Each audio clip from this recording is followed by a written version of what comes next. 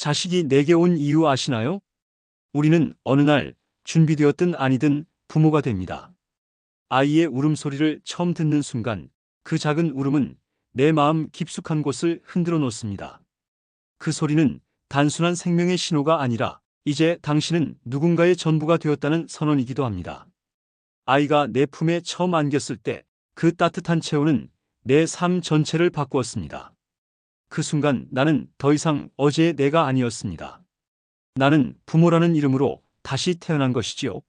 하지만 시간이 흐르면서 우리는 스스로에게 묻게 됩니다. 이 아이는 왜 내게 왔을까? 나는 왜 부모가 되었을까? 왜 이렇게 내 마음을 흔드는가? 그리고 왜 이렇게 힘든가? 이 질문은 단순한 호기심이 아닙니다. 때로는 자책이고, 때로는 외침이며, 또 때로는 눈물이기도 합니다. 부처님께서는 이렇게 말씀하셨습니다. 인연 따라 오고, 업 따라 머무르고, 회향 따라 떠난다. 우리의 모든 만남이 그러하듯 부모와 자식의 만남 또한 예외가 아닙니다. 인연의 신비. 불교에서는 모든 것을 인연으로 설명합니다. 연꽃 한 송이가 피기 위해서도 햇살과 바람, 흙과 물, 벌과 나비의 인연이 필요합니다. 사람과 사람의 만남도 마찬가지입니다. 아이와 부모의 만남 역시 우연이 아닙니다. 어쩌면 지금 내 곁에 있는 이 아이는 지난 생에서 나와 깊은 인연을 맺었던 존재일지도 모릅니다. 내게 상처를 주었던 이일 수도 있고 내가 끝내 보듬지 못한 인연의 반복일 수도 있습니다. 그렇기에 자식은 단순히 내 혈육을 넘어 내 수행을 비추는 거울이라 할 수 있습니다. 이 아이와의 만남은 우연이 아니라 내 업의 흐름 속에서 맺어진 필연적 인연이기 때문입니다. 부모의 마음이 만드는 업. 아이의 말 한마디, 눈빛 하나에 부모의 마음은 쉽게 흔들립니다. 왜냐하면 그 작은 존재는 매일매일 내 업을 드러내고 내 마음을 비추기 때문입니다. 부처님께서는 말씀하셨습니다. 업은 멀리 있는 것이 아니다. 말과 눈빛, 침묵 속에서 업이 피어난다. 내가 화를 내면 그 화는 아이의 마음에 상처로 남습니다. 내가 따뜻하게 바라보면 그 온기는 아이의 기억 속에 심어집니다. 부모의 한마디, 부모의 눈빛이 곧 자식의 업이 되고 그 업이 다시 미래를 만듭니다. 그러므로 자식을 탓하기 전에 나는 나의 말과 표정을 먼저 돌아보아야 합니다. 아이의 모습 속에는 결국 부모의 업이 담겨 있기 때문입니다. 강물과 같은 인연. 불교에서는 인연을 강물에 비유합니다. 강물은 끊임없이 흘러가지만 그 흐름 속에는 늘 새로운 물이 들어옵니다. 아이와 부모의 관계도 마찬가지입니다. 오늘의 다툼은 어제의 상처를 씻어내고 내일의 희망은 오늘의 업을 새롭게 바꿉니다. 흐름을 막으려 하면 강물은 썩지만 흐름을 받아들이면 강물은 맑아집니다. 아이와의 관계 역시 흐름입니다.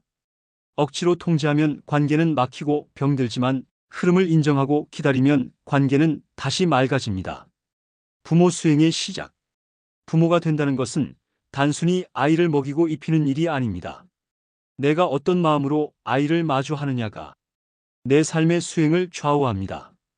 아이의 울음은 나를 일깨우고 아이의 웃음은 나를 회복시키며 아이의 반항은 나의 고집을 비춰줍니다.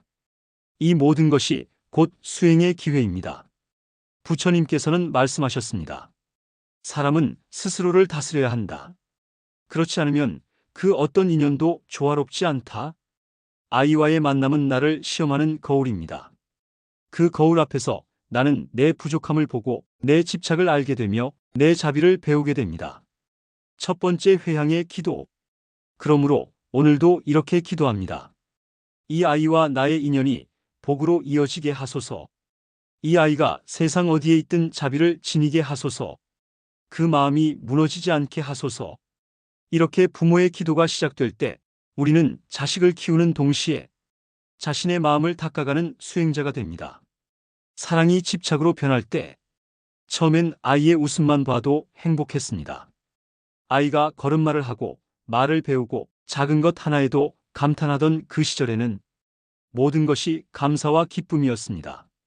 그러나 시간이 지나면서 부모는 바람을 품습니다. 공부를 잘했으면 좋겠다. 좋은 친구를 만나길 바란다. 안전하게, 건강하게, 행복하게 자라주면 좋겠다. 이 바람들은 처음엔 잡이었지만 언제부터인가 무거운 기대와 조건이 되어 아이를 옥죄기 시작합니다. 부처님께서는 말씀하셨습니다. 사랑은 복이 되기도 하고 업이 되기도 한다. 같은 마음이라도 어떻게 품느냐에 따라 복이 되기도 하고 고통이 되기도 한다는 뜻입니다. 부모가 자주 빠지는 함정. 첫째는 기대입니다. 내가 잘 되면 부모인 나도 행복하다. 이 말은 따뜻하게 들리지만 사실은 조건부 사랑입니다. 아이의 성취를 통해 나의 가치를 확인하려는 마음이 숨어 있습니다. 둘째는 비교입니다. 옆집 아이는 벌써 이걸 한다는데 너는 왜 안 되니? 비교는 아이의 자존심을 갉아먹고 부모의 평온마저 무너뜨립니다. 셋째는 통제입니다. 이건 내가 몰라서 그래. 내가 시키는 대로 해. 이 말은 돌봄이 아니라 억압이 되어 아이의 마음을 닫게 만듭니다. 이 세 가지는 모두 사랑의 얼굴을 하고 다가오지만 결국 아이에게는 짐이 되고 부모와 아이 사이의 관계를 멀어지게 만듭니다. 부처님의 가르침. 부처님은 말씀하셨습니다. 사람은 사람을 바꿀 수 없다. 다만 바라보고 기다릴 뿐이다. 부모가 아무리 노력해도 아이는 부모 뜻대로 자라지 않습니다. 그 아이는 부모의 소유가 아니라 스스로의 인연과 업을 짊어진 하나의 독립된 존재입니다. 그러므로 부모가 할 수 있는 최선은 바라보고 기다려주는 것입니다. 가르침보다 기다림, 질책보다 자비, 욕심보다 내려놓음이 필요합니다. 부모가 기억해야 할 세 가지. 부처님 가르침을 따라 부모가 꼭 기억해야 할 세 가지가 있습니다. 첫째, 바라지 않기. 내 뜻대로 되지 않아도 아이는 자기 속도로 살아갑니다. 봄꽃이 피는 시기도 다르고 강물이 흐르는 속도도 다르듯 아이마다 자기만의 리듬이 있습니다. 둘째, 비교하지 않기. 형제와 친구, 세상의 기준으로 비교하는 순간 아이의 마음은 무너지고 부모의 마음도 함께 흔들립니다. 부처님은 말씀하셨습니다. 모든 존재는 저마다의 연꽃이다. 연꽃은 같은 연못에서 피어나도 색깔과 크기가 모두 다릅니다. 셋째, 내려놓기. 내 바람과 기대를 아이에게 강요하지 마십시오. 내려놓을수록 마음은 가벼워지고 관계는 깊어집니다. 사랑은 말로 증명되는 것이 아니라 아이의 삶을 있는 그대로 받아들일 때 드러납니다. 아이는 작은 부처님. 부처님께서는 말씀하셨습니다. 어리다고 해서 배우기만 하는 것이 아니요 마음을 열어주는 자가 곧 스승이다. 아이의 울음은 내가 놓치고 있는 것을 일깨우고 아이의 반항은 내가 얼마나 고집을 부리는지 보여줍니다. 아이의 웃음은 내가 잊고 살던 기쁨을 되살려줍니다. 그러므로 자식은 단지 보호해야 할 존재가 아니라 매일 나를 가르치는 작은 부처님입니다. 사랑을 자비로 바꾸는 길. 부모의 사랑이 집착이 되지 않으려면 그 사랑에 지혜가 더해져야 합니다. 부처님께서는 말씀하셨습니다. 사랑은 지혜로 다스릴 때 해탈의 길이 된다. 지혜 없는 사랑은 집착이 되고 지혜와 함께하는 사랑은 자비가 됩니다. 부모가 해야 할 일은 자식의 길을 대신 걷는 것이 아니라 그 길을 밝히는 등불이 되는 것입니다. 앞서 우리는 부모와 자식의 만남이 업과 인연으로 맺어진 거울임을 살펴보았고 또 부모의 사랑이 어떻게 집착으로 흐르는지를 돌아보았습니다.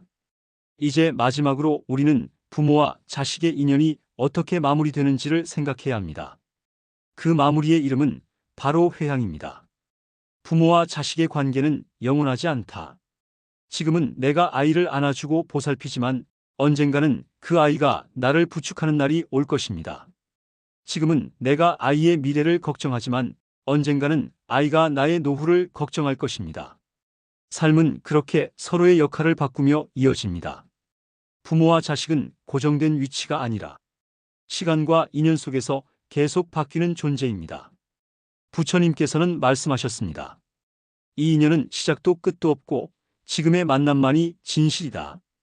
우리는 이 생에서 부모와 자식으로 만났지만 다른 생에서는 내가 자식이었고 그 아이가 부모였을 수도 있습니다. 인연의 무상함. 부모와 자식의 관계는 깊고 특별하지만 결코 영원하지 않습니다. 아이는 언젠가 부모 곁을 떠나 자신의 삶을 살게 됩니다. 그리고 부모 역시 언젠가는 이 세상을 떠나야 합니다.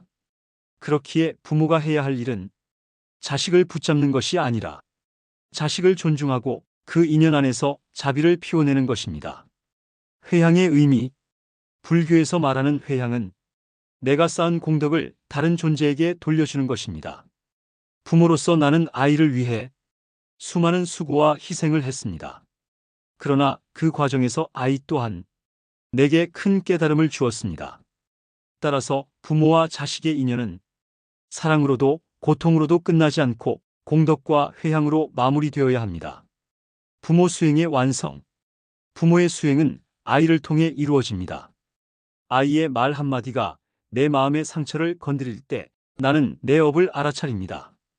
아이의 반항이 내 자존심을 흔들 때 나는 내 고집을 내려놓습니다. 아이의 웃음이 내 마음을 환히 밝힐 때 나는 자비의 씨앗을 확인합니다. 결국 부모 수행의 완성은 자식을 탓하지 않고 자식을 통해 나를 돌아보며 그 인연을 자비로 회향하는 것입니다. 마무리의 기도. 그러므로 부모는 이렇게 기도해야 합니다. 이 아이와 나의 인연이 다음 생에서도 복으로 이어지게 하소서.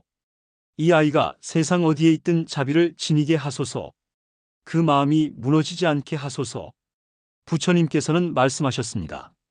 내가 나를 다스리지 못하면 그 어떤 인연도 조화롭지 않다. 부모의 길은 자식을 다스리는 길이 아니라 나를 다스리는 길입니다. 그 길 위에서 나는 아이 덕분에 더 낮아지고 더 자비로워지며 더 큰 깨달음을 얻습니다. 부모와 자식, 수행의 도반. 우리는 흔히 부모는 가르치는 자, 자식은 배우는 자라 생각합니다. 하지만 시간이 흐르면 깨닫게 됩니다. 배우는 것은 오히려 부모였음을. 아이는 매일 나를 일깨우는 작은 부처님입니다. 아이의 울음은 나의 무심을 흔들고 아이의 질문은 나의 닫힌 호기심을 열어주며 아이의 침묵은 나의 불안을 비추어 줍니다. 부모와 자식은 단순히 혈연이 아니라 이 생에서 다시 만난 수행의 도반입니다. 결론. 인연을 회향하다. 자식이 내게 온 이유는 나를 기쁘게 하기 위해서가 아니라 나를 깊게 하기 위해서입니다. 그 인연은 때로 고통이지만 그 고통조차도 수행의 기회입니다. 그러므로 부모와 자식의 인연은 붙잡는 것이 아니라 깨닫고 놓아주는 것입니다. 사랑은 내 뜻을 이루는 것이 아니라 상대의 길을 밝혀주는 것입니다. 오늘 나는 이 인연을 부처님께 회향합니다. 이 아이의 삶에 내 욕심이 아닌 복이 깃들기를, 이 아이의 걸음마다 내 불안이 아닌 평온이 함께하기를, 그리고 이 아이와 내가 어느 생에 다시 만나더라도 서로를 더 따뜻하게 맞이할 수 있기를 기도합니다. 나무아미타불, 관세음보살. 오늘의 법문과 이야기가 마음에 와닿으셨다면 구독과 좋아요로 함께 회향해 주시길 바랍니다. 형제자매 같은 불자님들의 응원이 소원사TV를 더 빛나게 합니다.